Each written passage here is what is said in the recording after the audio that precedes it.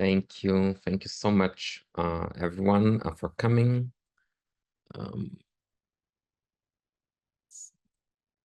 Yes. So in this part of the tutorial, we're going to be talking about dynamic transaction fee mechanisms, as how I briefly mentioned in the end of his talk. So why do we care about the dynamics? One reason is, it's important to recall what's the motivation for transaction fee mechanisms. And the problem is that the users are trying to get block access. They're trying to get access to a block in the blockchain. And one property is that users might actually be willing to wait to get access to the blockchain. In that scenario, the problem becomes a bit more challenging because even an auction like a second price auction, that although is very simple in the single shot problem, it does not necessarily be, it is a simple mechanism in the case where we have many blocks, right? Because one clear example here, let's say you have someone who's willing to pay $6 to get in the current block. And by mechanisms design, we know, okay, this auction is strategy proof, then Alice should just bid 6. But the problem is she could actually be getting a better deal if she waits to get access in the next block. So this is the main motivation to think about the dynamics of the problem. So there's many works that explore this dynamic aspect of the transaction fee problem. Some of the work focus more on the dynamics of the pricing mechanism, especially the first two works I'm showing here. Other works, and in these works, they often don't think much about the incentives that users might have. They're more focused on the stability of prices. And other works actually think more about the actual strategic behavior that users could have when they know that the prices are not stable over time. So here there's a few of the papers in this literature, but on the website we have more references for those interested. Okay, now let's recap what's the motivation for transaction fee mechanism. So initially, when the research community got interested in this problem, they were mostly concerned by the bad user experience that users would have when interacting with the Bitcoin blockchain.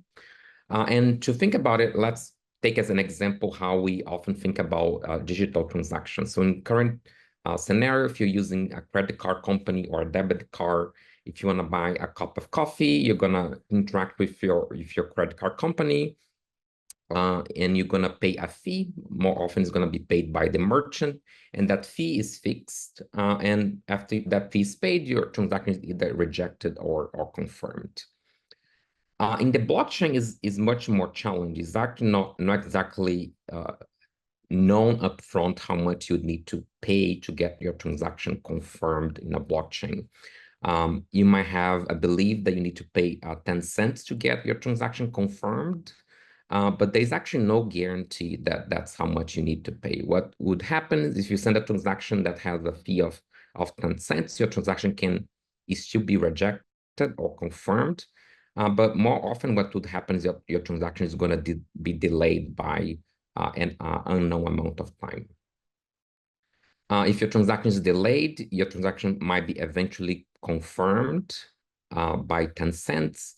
And actually, a very interesting property of a lot of blockchains like Ethereum and Bitcoin is that you cannot revert, you cannot like abort a transaction. Once you send your transaction to the network, you cannot take it back.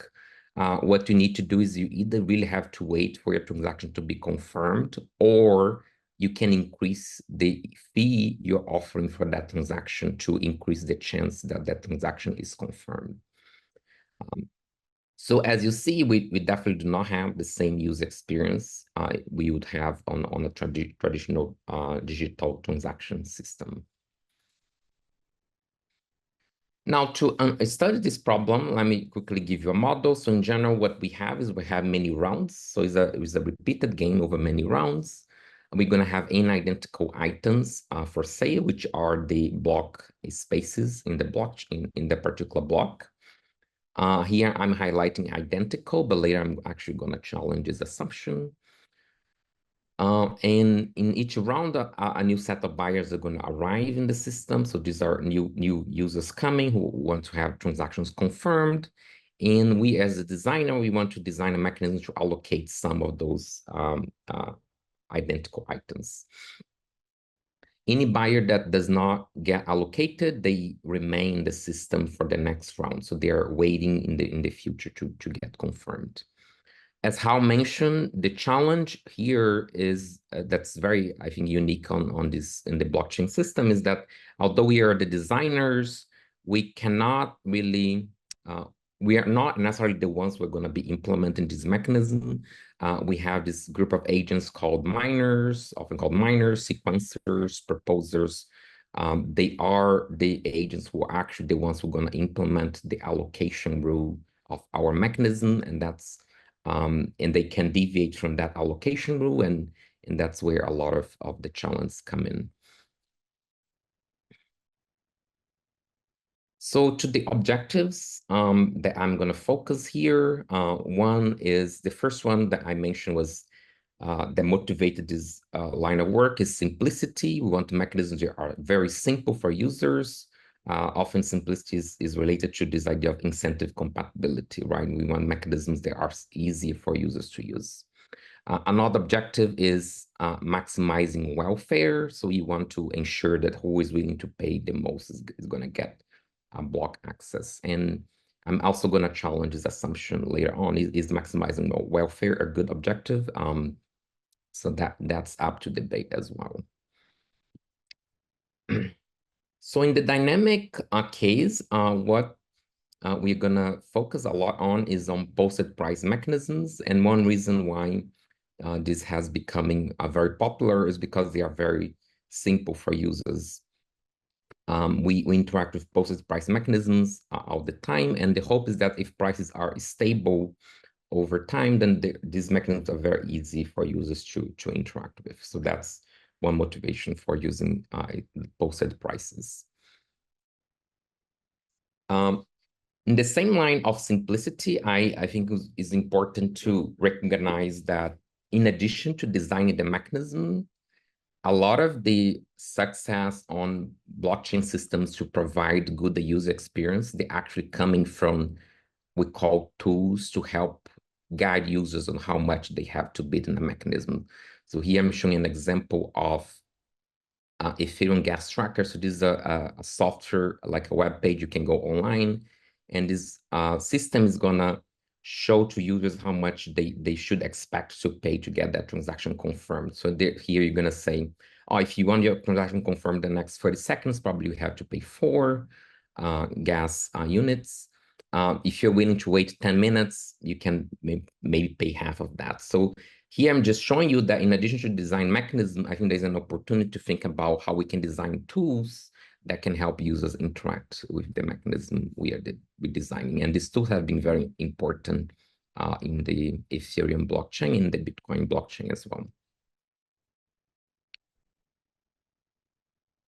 Okay, now let me talk about welfare. And welfare is going to be associated here with the realization of the blockchain. So if the blockchain is being utilized we have a very high realization, that means that the welfare of the system is higher.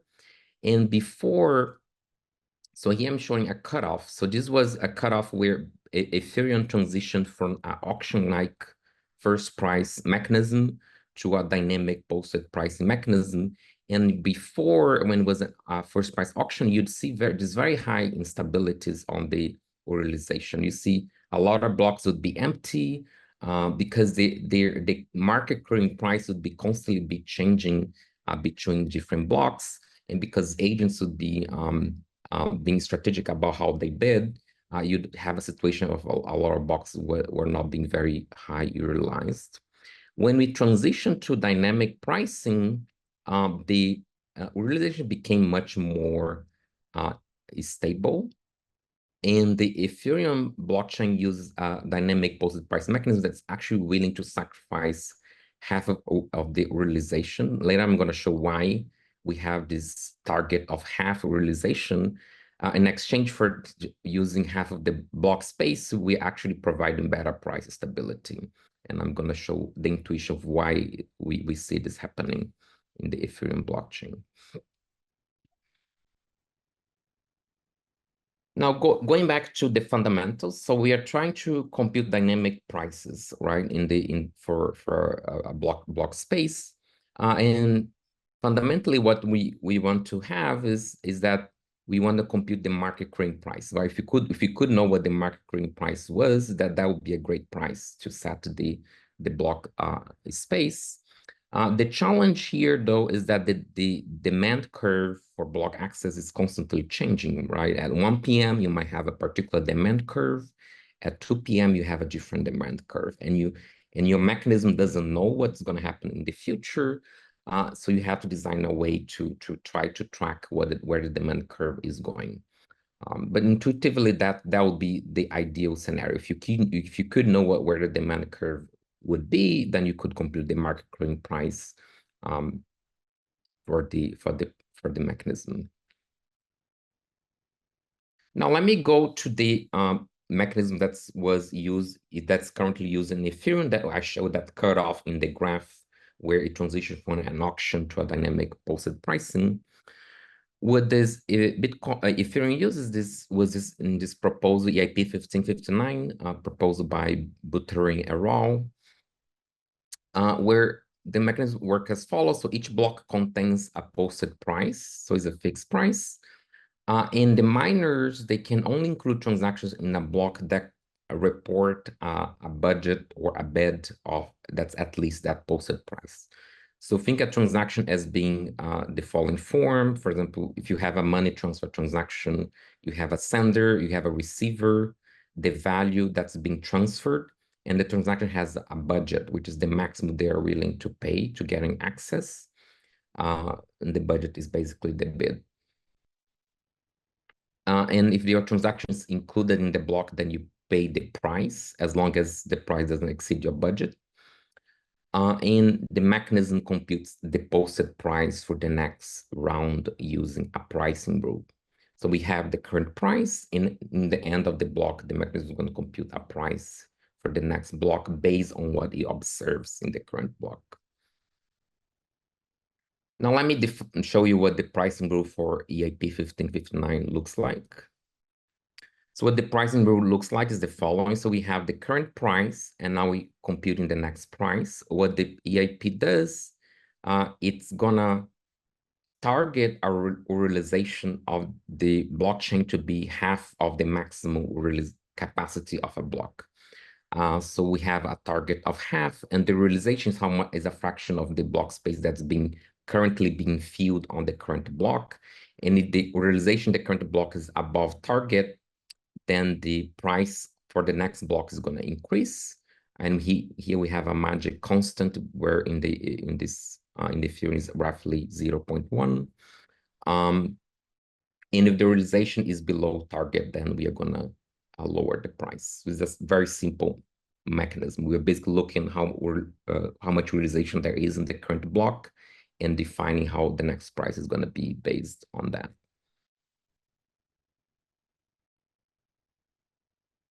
So one one observation people have noticed, including in my work with previously, was that this realization-based rule might actually be unstable under actually very simple scenarios.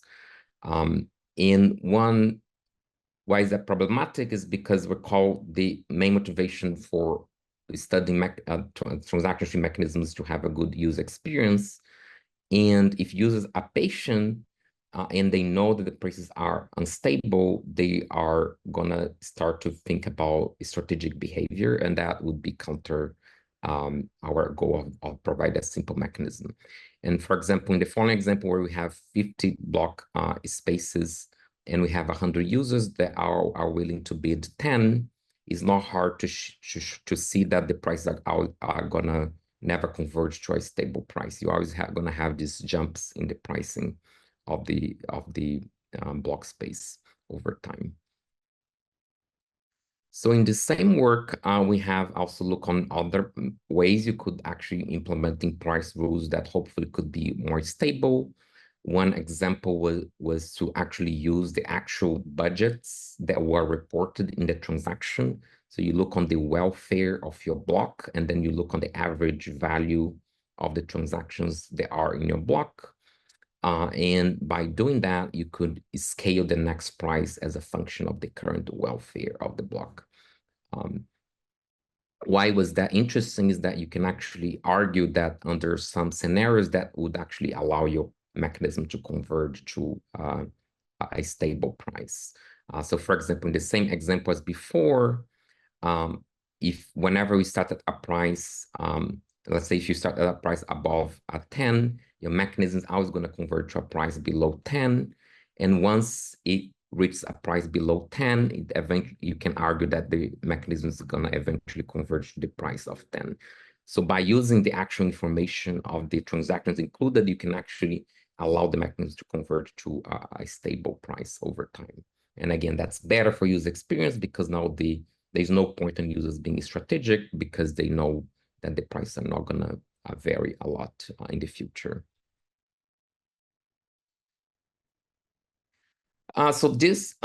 So I talk about the dynamics. Now let me go back to one part that was mentioned in the previous lecture, which was the burning of the fees that I haven't talked at all about.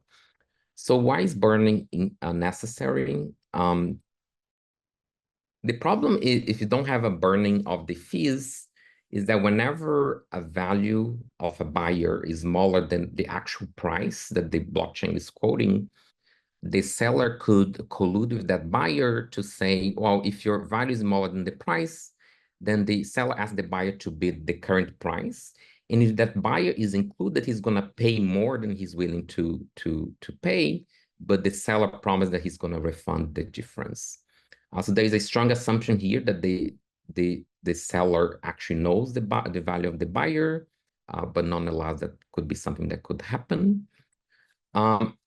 This is an interesting deviation because it's actually improves welfare, right? If the block was going to be empty and you're colluding with the sellers to help them enter the block, you're actually helping welfare.